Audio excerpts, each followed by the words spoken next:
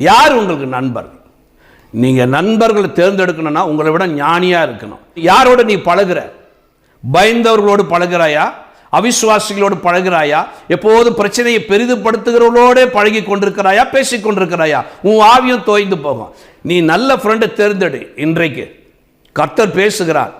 உன்னை விட ஞானியா ஒருத்தரை பிடிச்சிக்கோ. அப்போ அவங்களோடு உரசும் போது ஞானமா பேசுவாங்க. உன்னை விட விசுவாசம் உள்ளவர்களோடு பழகு. அப்போ உனக்கு இருக்கிற விசுவாசம் அப்படியே இருக்கும். அந்த விசுவாசமும் உனக்குள்ளே ஒட்டி கொள்ளும். கீழே உள்ளவர்கள் எப்பொழுதும் தோல்வியை குறித்து தான் பேசுவார்கள், இயலாமை குறித்து தான் பேசுவார்கள். தம்பி தங்கச்சி, நீ உன்னதத்துக்குரிய ஆசீர்வாதத்தினால் கர்த்தர் உன்னை ஆசீர்வதித்திருக்கிறார் என்று சொல்லி எபேசியர் 1:3 நம்ம பார்க்கிறோமே. ஏசாயா 33:16 இப்படியாக சொல்லுகிறது, அவன் உயர்ந்த இடங்களில் வாசம் பண்ணுவான். யாரு? தான் பிள்ளை. கண்மலைகளின் அரண்கள் அவனுடைய உயர்ந்த அடைக்கலமாகும். அவன் அப்பம் அவனுக்கு கொடுக்கப்படும். அவன் தண்ணீர் அவனுக்கு நிச்சயமா கிடைக்கும். தங்கச்சி, கிடைக்கும் தம்பி. கர்த்தர் தன் பிள்ளையா தேர்ந்தெடுத்துக்கிறாரா? உலகத்தார் நல்ல மேன்மையா இருக்கிறாங்க, நல்ல வசதியா இருக்கிறாங்களா? கவலைப்படாத. உன் அப்பமும் தண்ணியும் நிச்சயமாய் கொடுக்கப்படும். உனக்கு இருக்கிற ஸ்டேஜ் வேற, அவங்களுடைய ஸ்டேட்டஸே வேற, தனி லெவலு. நீ வேற ஆளு, அவங்க வேற ஆளு. ஆமா, கழுக பாருங்க, தான் வேற ஆளு. அது காட்டும்.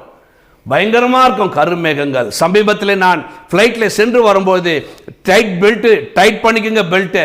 ஏனென்றால் வானநிலை சரியில்லை என்றால் கருப்பாயிடுச்சு, அப்படியே பிளாக் ஆகிடுச்சு. பிளேன் போய்கொண்டே இருந்து அந்த ஃப்ளைட்டு மேலே ஏறின பிறகு என்ன ஆகுதுன்னா, அந்த மேகங்கள் எல்லாம் போய் வெளிச்சத்துக்கு வந்துடுச்சு. ஃப்ளைட்டு கீழே பார்க்குறேன் நான், கீழே மேகங்கள். ஸோ மேகங்கள் கீழே இருக்கிற வரைக்கும் அது கருப்பா இருட்டா அலைமோதி நம்மளை பயமுறுத்தும். அதற்கு மேலே வந்தோடனே சூரிய வெளிச்சம் வந்துடுச்சு, லைட் ப்ளூ, அமைதியான ஒரு சூழ்நிலை. அந்த ஃப்ளைட்டு சமாதானமாக போச்சு. அதே தான் கழுகு என்ன பண்ணுமா, நம்ம இருக்க வேண்டிய இடம் இல்லை, என ஆண்டவர் அப்படியாக ஆசீர்வதித்திருக்கிறார், எனக்கு நல்ல சிறுகுகளை கொடுத்திருக்கிறார், நல்ல பலனை கொடுத்திருக்கிறார், என் வீட்டை வேற இடத்துல வைத்திருக்கிறார். எல்லாம் உலக மனிதர்கள் கூட மிருகங்கள் கூட எல்லாம் கீழே இருப்பாங்க, நான் மாத்திரம் தனியாக மேலே போயிடுவேன். மேலே போகுமா, மேலே போகுமா, இன்னும் சோதனையா புயலா, இன்னும் நான் மேலே போகணும், நான் வானத்தை தொடணும்னு சொல்லி மேலே அமைதியாய் போய் கொண்டிருக்குமா. ஈகிள் மைண்ட் செட்டு, அந்த மைண்ட் செட்டு நமக்கு இருக்கட்டும். ஆமென். இந்த பிரச்சனைகள் மத்தியிலே போராட கத்துக்கொள், மேலே செல்ல கத்துக்கொள், கர்த்தரோடு ஐக்கியம் வைத்துக்கொள் தம்பி தங்கச்சி. கர்த்தர் உங்களை ஆசீர்வதிப்பாராக. ஆமென்.